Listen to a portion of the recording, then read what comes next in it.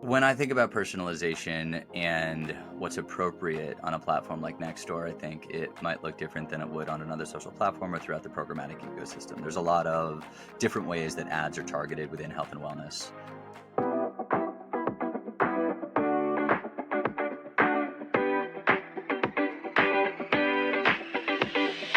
This is the Snarketing Podcast, for marketers, by marketers, talking to marketers with just a touch of snark. Now, here are your hosts, Valerie Vespa and Matt Wurst.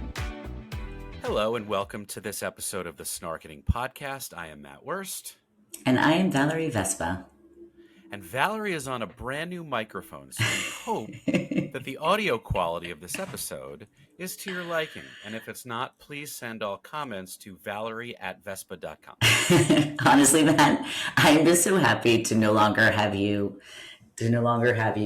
giving me like the look of hatred when my sound is terrible. Well, I think you're still going to need to figure out how far to stand and sit from your microphone because, well, you'll work that out. I think by like season 5, we'll have it all figured out. Great. But so we are here. It's middle to late March. It's actually my favorite week of the year. This is the week that March Madness kicks off. So fun. So I don't know if you filled out a bracket yet, but this is crazy. I was just looking back. I've been running a pool this is the 30th straight year I run my annual March Madness pool. No, you do not. And it's not called that. It is called that. I can't believe you've never seen it. It's got hundreds, sometimes thousands of people in it each year. But the pool is at age 30 is a classic millennial. Like it doesn't want to do the work. It's there. It's really more focused on the experience than the actual, revenue generating or producing outputs and outcomes. But yeah, this is what I do. Long before you knew me, I started it in high school. This pool, isn't that crazy? That is wonderful. I love this, and I really don't appreciate the fact that I didn't get an invite this year. As you know, we are a college. We will start. I will send it to you. If anyone who's listening before the tip off on first Thursday, which is in a couple days after this launches, I will just find me at mattwurst.com. And that is actually a real website. Mattwurst.com is where March Madness lives. But we'll share that another time. But how was your St. Patrick's Day? Do you celebrate St. Patrick's Day? You're not Irish, are you? I am not Irish, nor do I think I have an ounce of Irish in me, though I did grow up in a very Irish city, Boston. So yes. I know it very well. I know how to celebrate it very well. Do you see what color I'm wearing? What am I wearing? Oh my God, I'm wearing green. Green, a beautiful celebration shade. Yes, thank you. I always assumed that holidays like these were totally amplified by marketing, right? Like Valentine's Day is a marketing holiday and Mother's and Father's Day. St. Patrick's Day is a real holiday. I do not want to in any way demean or diminish the celebration that is this great Irish festival. But I don't know that it was always as big as it is now.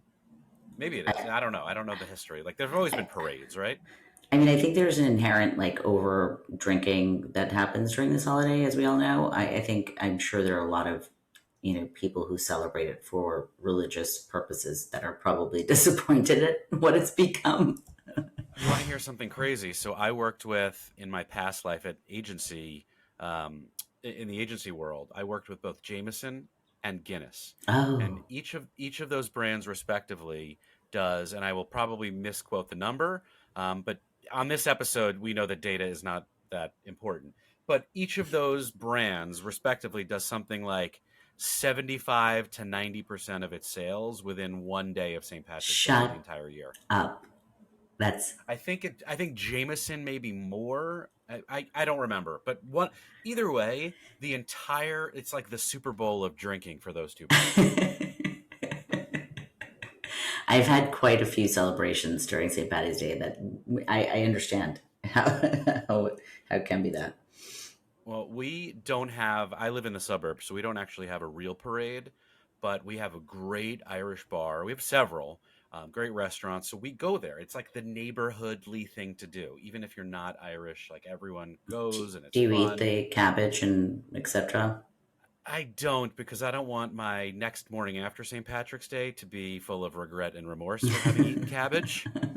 And that may be all I will say on that topic. Yeah, But I prefer my Italian cuisine over Irish any day.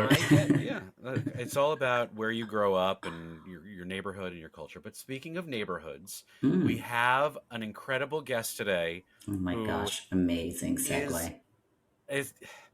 What are we, episode 18? I will keep the segue success train rolling. Unbelievable. But you interrupt it every time, so the segue ends up getting killed. So maybe just keep your mouth shut. No, I'm kidding.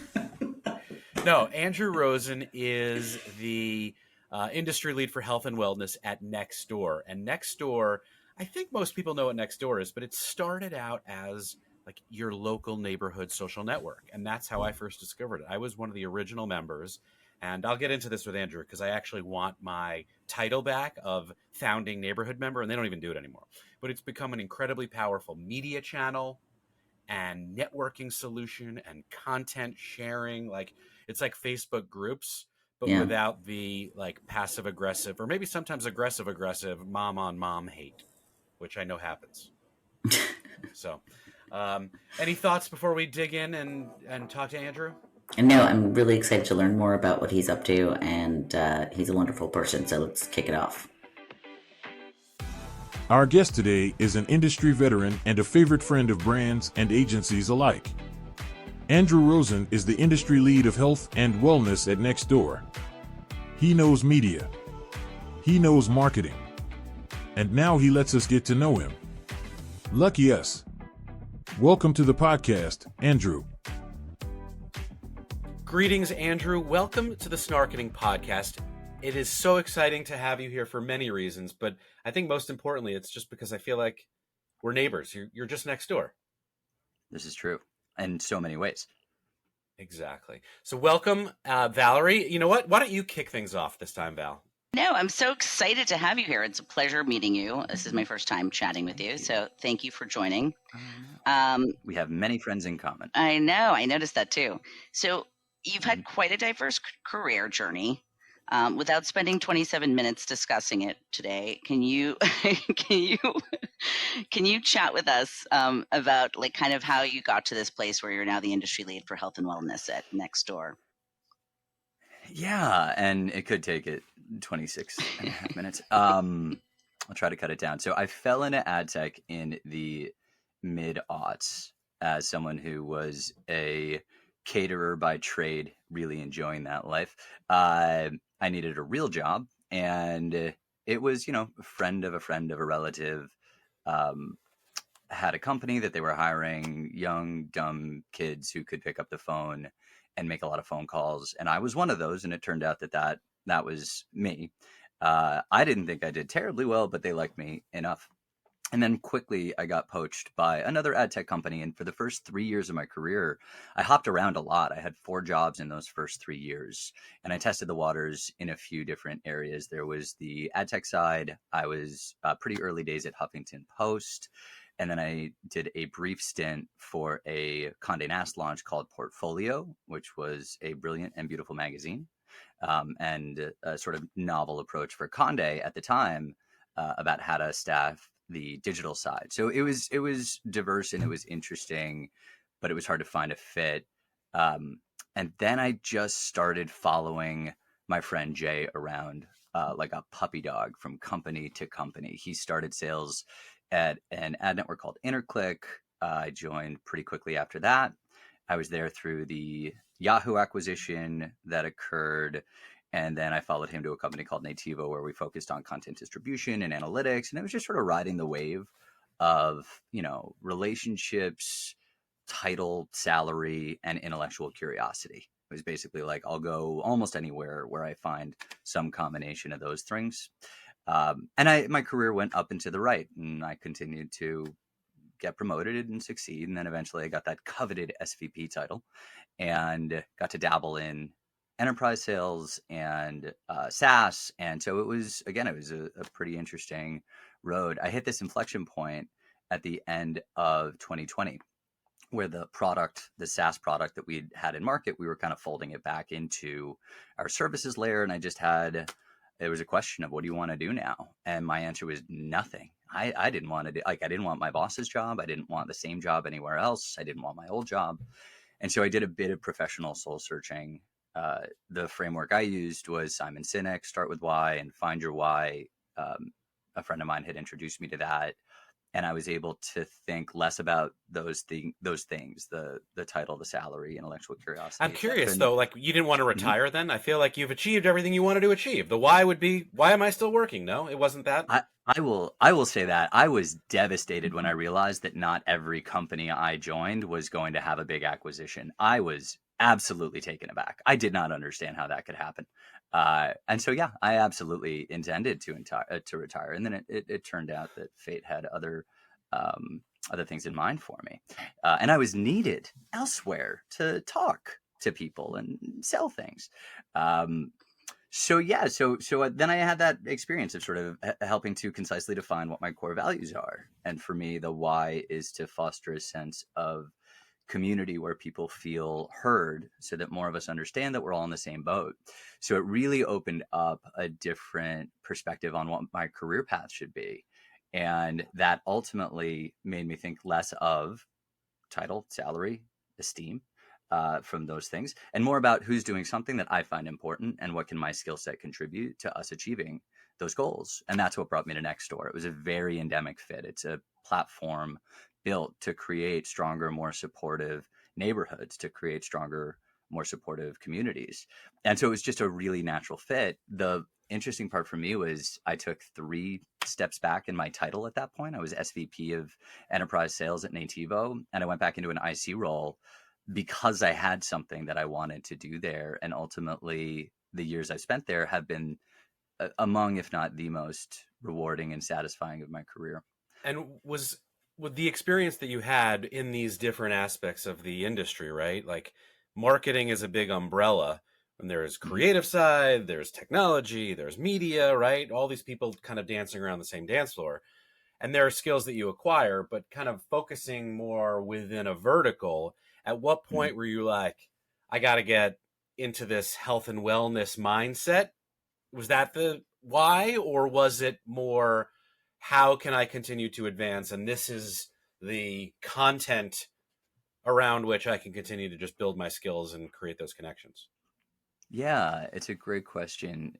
From a skill set standpoint, I fell into relationship building really quickly. I'm affable. I like talking to people. And so for the first few years of my career, and in the we'll be the judge of that, by the way. I mean, okay, no, let's be honest. I'm great. No, I'm great. In the first few years, if you were at an ad network, that's kind of all you needed. We all did the same stuff. It was like, do you like me more than you like that other dude? I know it was a lot of dudes. And so at a certain point, because the marketplace, because ad tech was changing, I had to develop a new skill set, which just ultimately was, I found it very, very interesting. And I loved finding narratives through data and distilling complex concepts like big data into something that, younger buyers could understand. And so that was a new skill set that I kind of like fell into it. And that helped me prep more go-to-market materials and figure out what our story in market was, figure out product fit, stuff like that. And it was only recently, and I managed for about 10 years from 2010 to 2020. And I was not good at it. People liked me, my teams liked me, and I functioned, in that role. But ultimately, it was only recently that I figured out what management really means and the value it can bring to the organization. And there's that thing of big L, little m, are you a leader or are you a manager? I've always found leading, being a culture ad, helping to inspire people, that comes second nature. The management part was harder. So I say that in terms of those like skills and how I fell into healthcare, it was all happenstance. When I was doing the enterprise content analytics platform, I started working a lot more closely with healthcare advertisers. And I just found that it was a really easy way to connect the work that I do to a tangible positive impact. And so I've kind of followed that thread because it holds for me. And you just must love regulatory because Oh my That's gosh, it's what so healthcare much is all fun. about. Jump towards How the many regulation, acronyms? not away. Yeah, do you want how many acronyms do you want me to rattle off right now? Let's start. I'm okay with 0. Oh, good. Okay. Well, I want to get right on top of that. into that and like how your role has evolved with those sort of relationships that you've fostered over your tenure there. But Nextdoor is a community focused platform, and a lot of social media channels really state that they are community based and try to be, but have kind of move towards commerce, obviously. So how do you Mhm. leverage that kind of that maintaining that sort of community based focus in your marketing strategies around health and wellness? Yeah, it's intrinsic to the platform, which is the easy part about it, right? When you join Nextdoor, you're not friending and following, you're not finding influencers. You're automatically connected to everyone else that lives in your neighborhood. And there's a lot of benefit to that. It's a non-anonymous platform. You know the people that you tend to be interacting with. People still have hard conversations. There's still conflict, but ultimately there's a lot of benefit to not being an echo chamber in that way. Um, there's a few different ways that Nextdoor stands out in terms of the commercial model and what we're looking to build. I won't speak so much to the local business side, although that's a huge piece of it. On the health and wellness side, I had a vision from the day I started interviewing, which was that prompting more conversations about health and wellness at the community level is a net benefit to the neighborhoods that we serve. People can start talking about both sort of soft and hard conversations, everything from, walking groups for New Year's resolutions through, cancer support systems. Like there's a lot that can be um, surfaced that help people feel less alone, and that's a big part of what Nextdoor does. And it was the brands themselves, these pharmaceutical brands, that I thought had to be the ones to prompt those conversations by putting content into the feed that people could kind of rally around, respond to, and help think of, okay, well, I guess this is a new way I can think about using this platform. That our primary use cases are referrals and recommendations for mostly stuff around your house. So that was the vision, and it's been iterative for sure, but at the same time we've succeeded. We've changed our approach to this category. We've onboarded a significant amount of new pharmaceutical brands. We've run diverse different types of campaigns, and we're finding out what we're great at.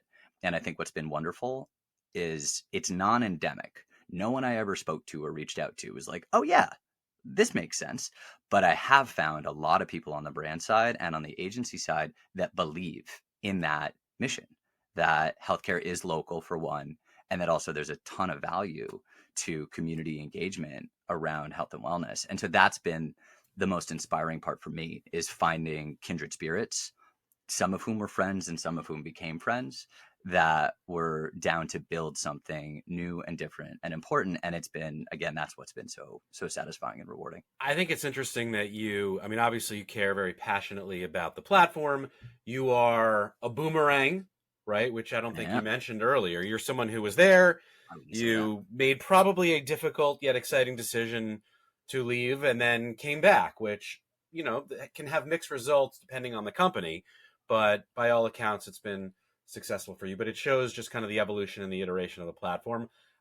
I will be totally transparent and tell you that I go back with Nextdoor. I was like the first mayor of my neighborhood. Is that what they called it? What was the organizer? What was that person called?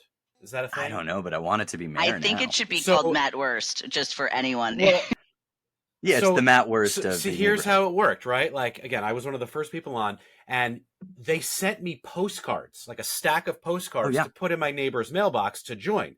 And I think I got like 7 or 8, but within a year I lost my status because I was not organizing well enough. I was not the community organizer. So my question is, can you help me get that back? I can probably, but also I can recommend a good therapist. But do they not? There's no longer like they mapped out your radius. They don't do that. That's it, right? Yeah. So no, they do. It's just. Are you the mayor of your neighborhood? Are you the mayor of yours? I actually have a T-shirt that my buddy Dale made that says "Rosen for mayor," and it says "Work smart, not hard, idiot." I'll show it to you. It's wonderful. But no, the founder of each neighborhood, and this is how Nextdoor grew, the founder of each neighborhood would basically draw out those boundaries and name the neighborhood. And that's how it started. It was basically, heavy word of mouth. The postcards that you mentioned were a huge part of how we grew. And it speaks to something really interesting, which is that we grew hard, right? Like, we introduced friction to make sure people were who they say they were and lived where they said they lived, because that was, again, intrinsic to the value of the platform. The purpose of the platform is to cultivate a kinder neighborhood cultivate a kinder world where everyone has a neighborhood they can rely on.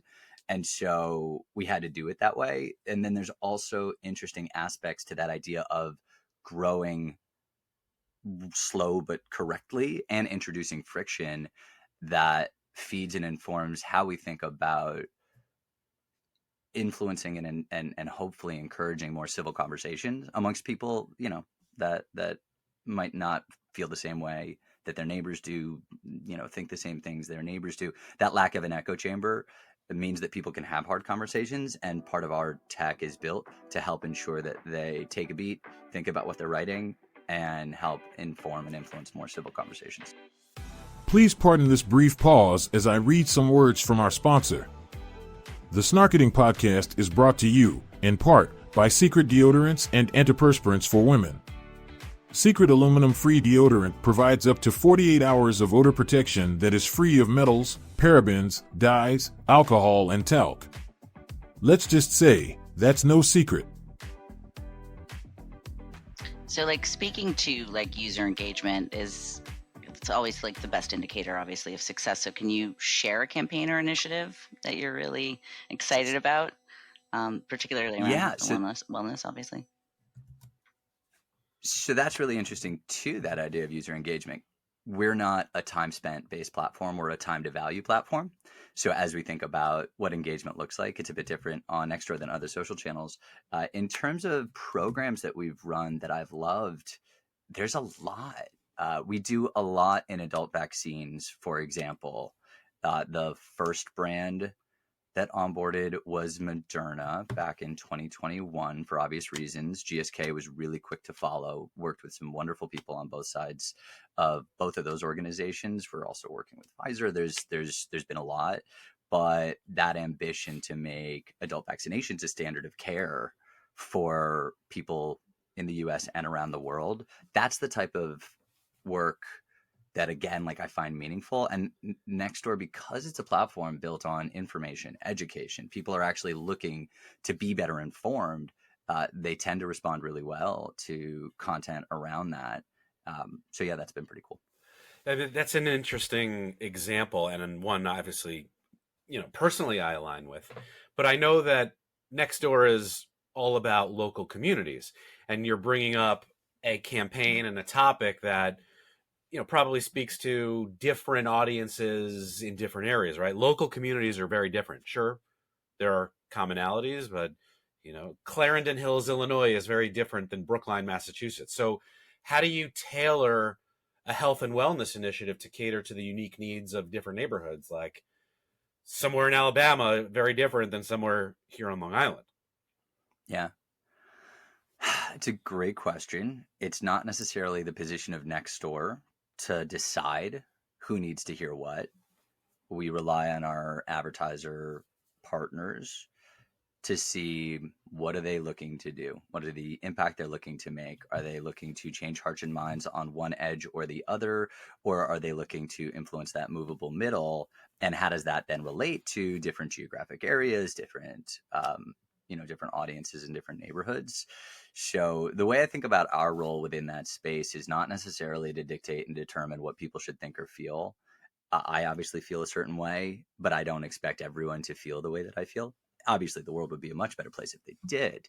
But no, that's a great joke. But ultimately, it's really a matter of, what are we being tasked with? Is it something that we feel comfortable speaking to and having on the platform? Is it additive, at least to some people? And then can we affect a change? Can we affect, behavioral change? Can we, drive those outcomes that we need to drive? So, speaking to content, there's obviously a rise of misinformation, especially in healthcare related topics, among other categories. But how does Nextdoor ensure that content shared on the platform is reliable and accurate? What's the stance there? Based on our So, standards, what we determine is reliable, right? yeah. Yeah. First, we call Matt. That's first.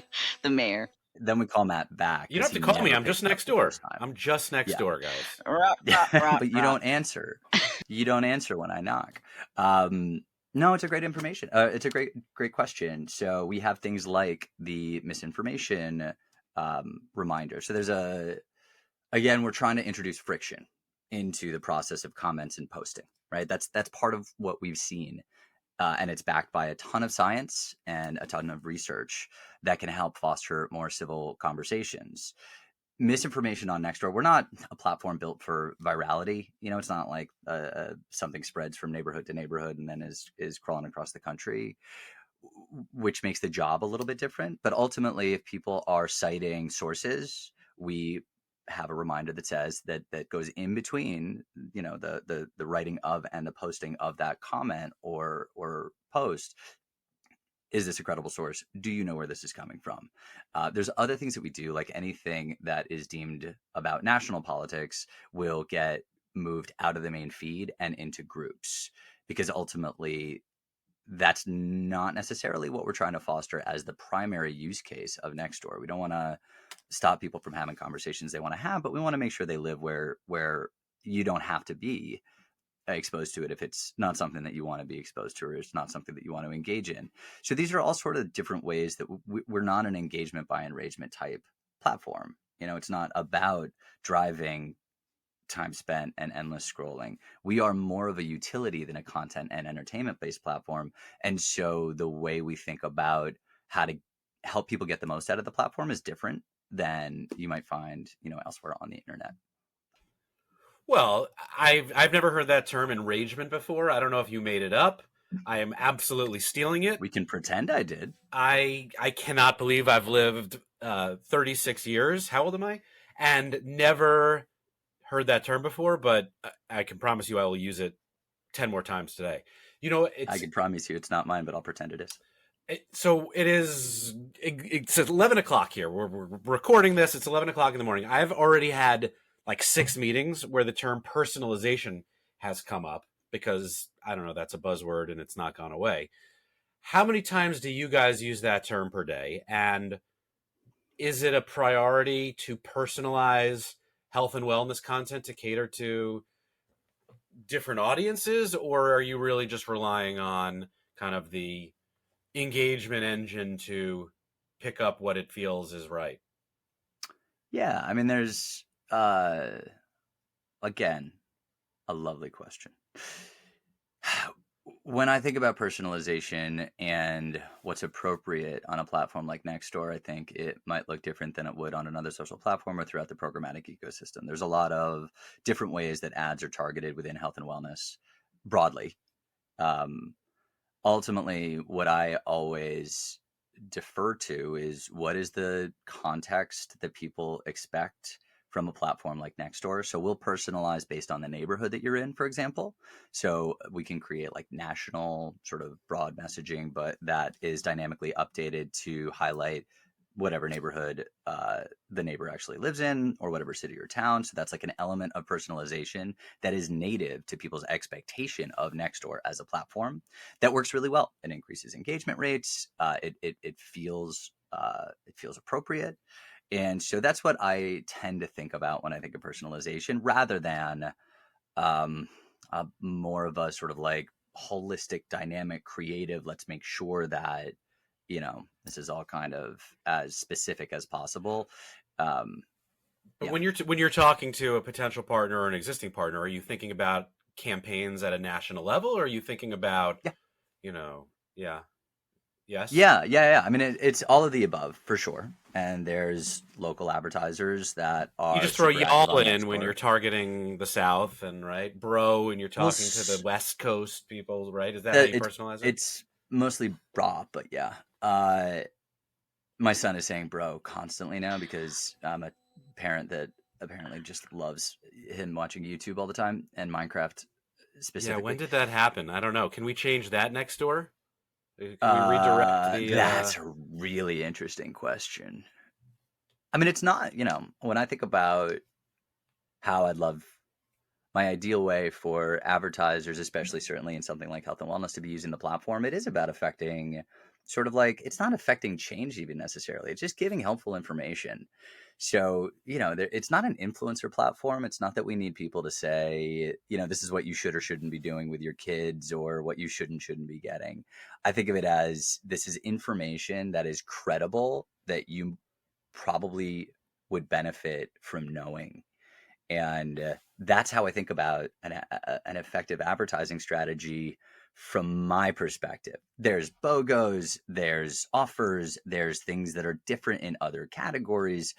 When it comes to healthcare specifically, it's just a question of how informed can you be about your options and opportunities. And so that's where I think about it. And that obviously relates back to Minecraft, because in Minecraft, as you know, in creative mode, I don't think you can be killed. Whereas in survival mode, you can, which is as much as I can speak to right now. So my question is going to be succinctly, like, how has technology supported an innovation in health and wellness? And this is more like as an industry versus necessarily through Nextdoor. Yeah. But I think because I think about like technology advancing, like obviously like learning how to do the proper bicep curl, like by some like gym monger on Instagram, or like to like now I just get like a slew of articles about loneliness and how that does affect health and wellness. 1 in 2 people are like feeling lonely, and then like all of this stuff is so relevant to me right now that you're talking about, because I feel like more and more we're realizing that actually some of technology has created a lot of problems with the health and wellness, and obviously misinformation and everything. Absolutely. So, where do you think, this is heading? Like, what are you excited about as far as innovation, or not excited about? I don't know. I guess my question is sort of really open-ended. And not succinct, but go ahead. I don't think anyone's ever accused me of being succinct, so it's a perfect question for me. I'm going to meander and eventually probably start talking about Street Fighter. The next, I won't say the Nextdoor version of it, but one of the things that I find so important about what we do is that we're using technology. We're using a social networking platform to help foster stronger in real life conversations, as well as, ways to connect online and in the app and all that as well. But loneliness is something that we speak to very directly. We've done some interesting research on loneliness.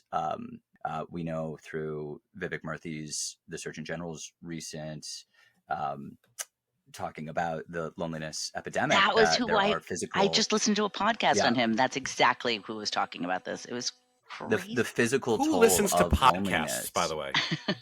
That's a really good question. And what is a podcast? Isn't it just like a radio? Yeah, I mean, I think there's so much benefit to knowing the people around you, and knowing people around you doesn't necessarily mean that you're, having everyone over for dinner all the time. It's just the security and the confidence of knowing that you're there for each other when you need help. We have a neighbor on my street. His name's Jim. He's a wonderful man. We don't have a lot in common, and there's a lot that we don't have in common. But at the same time, Jim has a ton of firewood, and when the power goes out, he calls and he asks if anyone needs any. And like that's fantastic. So when it comes to just kind of like that loneliness epidemic, it speaks very, very it's near and dear to my heart, and a big part of Nextdoor's purpose and mission as well. Broadly, in terms of tech in healthcare, there's so much, right? I just thinking about AI, because it's top of everyone's mind all the time. When I think of generative AI, the idea that someone could better understand health insurance, right? Their specific premiums, their specific sharp edges, whatever it is, because you can ask a platform like ChatGPT-4 or Perplexity a very simple question to say, like, explain this to me as if I were a 10th grader or a 5th grader. And it always starts with, imagine you had a lemonade stand. But that to me, creating a more informed public is a huge benefit of what technology brings to bear. And that's to say nothing of advances in point of care and making it easier for information to pass from one person to another. The regulatory environment makes all of it incredibly challenging. But I look for those iterative changes. I look for the things that can make an immediate improvement rather than like the transformative side, because there's only so much that I can use, let alone impact. Well, Jim fascinates me, so I think we could probably have a whole separate conversation about Jim. He's a great guy. Also, I mean, people like that, and I don't know what you agree or disagree on, but it sounds like he's someone that I'd want to have in my corner when the world is coming close to an end. But on the, maybe not the flip side, but kind of on the more expansive reach of what technology and platforms enable, right? In my business, incentivizing consumers, people, members of a community to provide feedback is critical to the success of building like brand loyalty from a marketing perspective. But we know that social platforms can also be that double-edged sword. So how do you navigate the challenges of connecting people and getting feedback, but it's also immediate and unfiltered? The easy answer, which there is an easy answer to this, is that we actually disable comments on ads as a matter of practice. And advertisers don't, actually, they really can't own a formal organic social presence on Nextdoor. There are businesses, including, national corporations that have local franchises that can interact and engage with their neighborhoods, but it's not a corporate page that has to be managed where feedback is flooding in. So we have integrations, we have APIs where, someone like Sprinkler can, where we're thinking about social listening and where that factors into it as well. It's a lot of what we provide to our advertisers in terms of, what's the connection or the correlation between ad campaigns and an increase in share of voice on the platform, comments and posts. How does that then correlate with an increase or decrease in sentiment? And then what can we then help with to say, okay, well, these feel like triggers that you'll want to be aware of as you think of a creative strategy. So we do a lot of that, but it's a lot less direct engagement between customers, in my case, often patients, and the brands themselves. So it's a bit of an easier environment to navigate in because of that part. So getting kind of stepping away from like Nextdoor specifically, I'm wondering, you've had a background in both traditional media and digital platforms. So what sort of, I guess, like, is there one brand that you see doing, bringing the two together in a really meaningful way, like really well? Or is there any sort of advice that you would give to businesses looking to bridge the gap between the two in terms of traditional and digital platforms? That's a great question.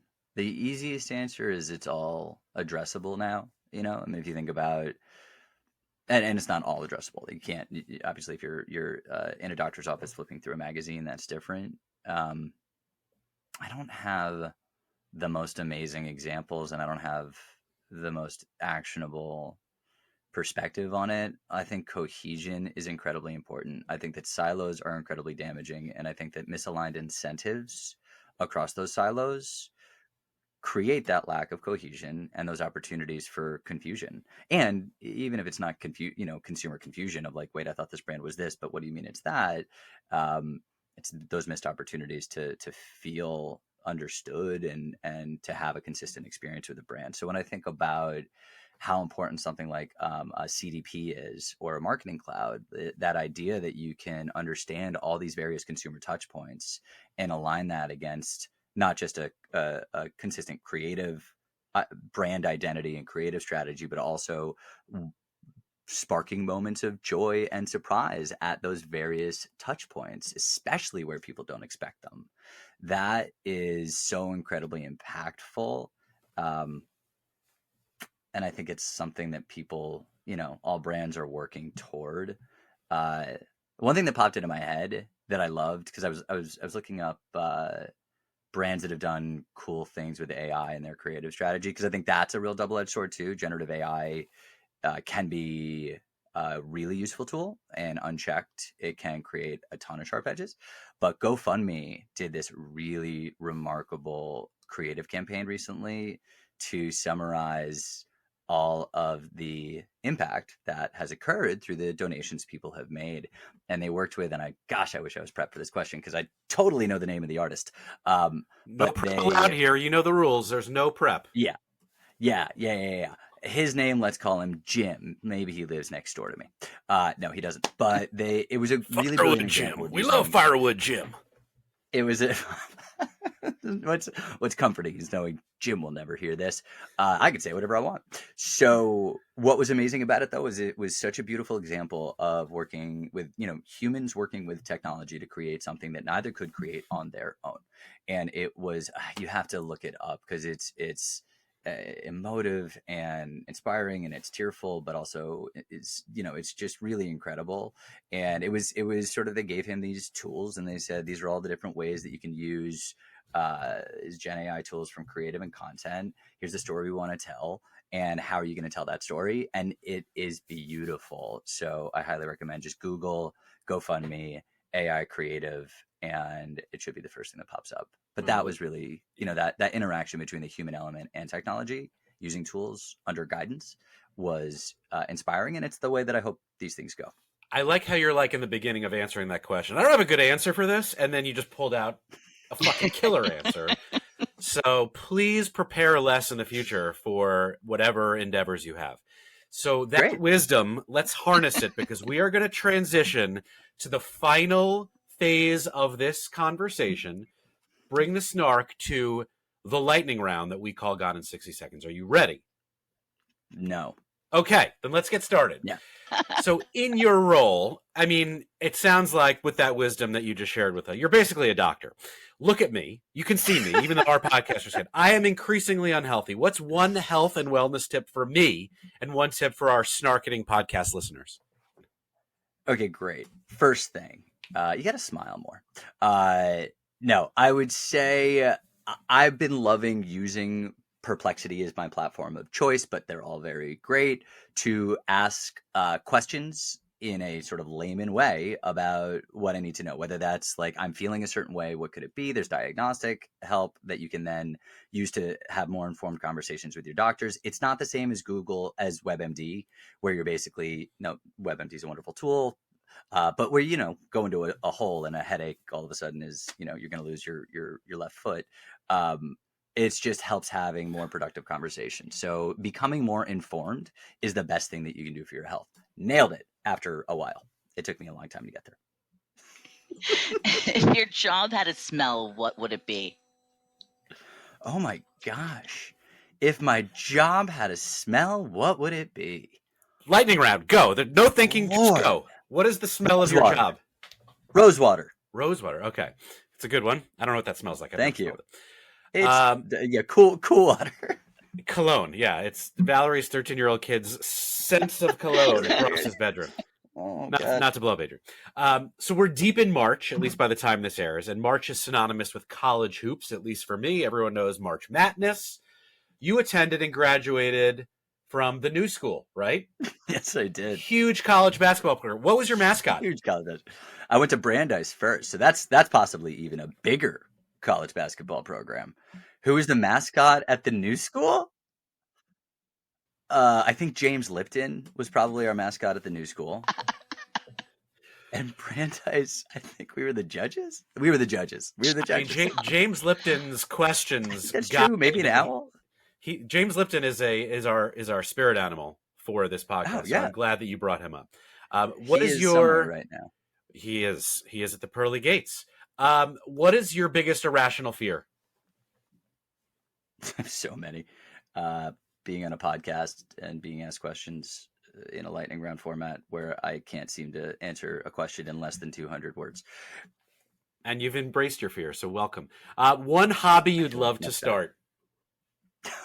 That's easy. I want to write more, a lot more. I also want to play guitar and do podcasts. When was the last time you wore one of those dress shirts or suit jackets behind you? Oh my gosh, it's the weirdest thing. Suit jackets, yes. I am an internet salesperson, and so at times I have to wear jeans, a shirt, and a blazer. You have to. The or you outfit, lose your the uniform. internet salesperson card. Uniform, yeah. But I can't wear button downs anymore. At a certain point, I started wearing Henleys, and people that work with me know this about me. I've recently done a presentation on the history of the Henley, and it's almost exclusively what I wear now. And I put on a button down sometimes, and I feel wildly uncomfortable. It's a very strange life change for me. That is fascinating. I thought maybe it was Is just like it, though? your neck Is it was too fascinating? thick. I wasn't sure about like you were going to go into like Aw.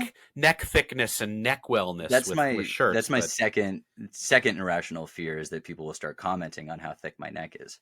Well, I'm sorry to have brought that up then. So I'm Sure. confronting some stuff right now. I can't wait for therapy this week. Okay, last lightning round Your question. neck looks great, by the way. It looks great. Guys, let's stay on time. We're running out of time. We're almost at our 60 seconds. Oh. We're at like Has to be more than 60 5,000 seconds. Yes, we've never successfully achieved the lightning round with lightning. It's more thunder. Nextdoor started with the premise of neighbors connecting and helping each other. What is the last thing you borrowed from a neighbor? Oh, propane tank. I'm not going to ask why, and we're just going to end the podcast on that.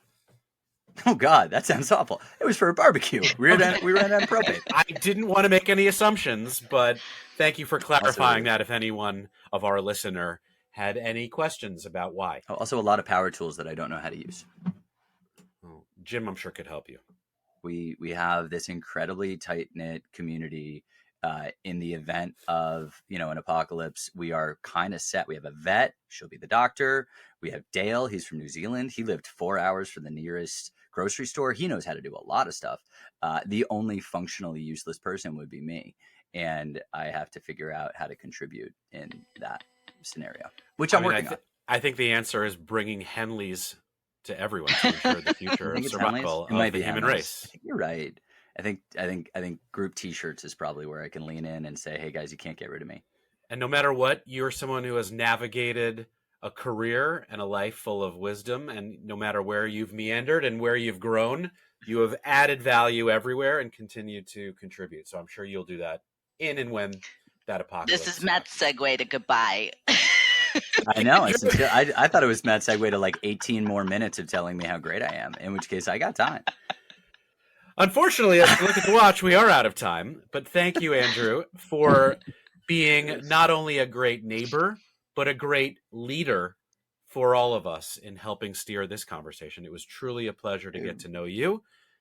And we look forward to having you back, probably post-apocalypse at this point. I truly appreciate it. I'll have something to contribute by that point. And thank you both. This was a pleasure and a joy, and I'm grateful for the opportunity. Thank you. Thanks for sharing all of that with all of us. And I think your neck happens to be perfect. But what do I know? I'm just an AI creation and virtual announcer. But I do know this: we loved having you on. And thanks to everyone for listening. See you next time on the Snarketing Podcast.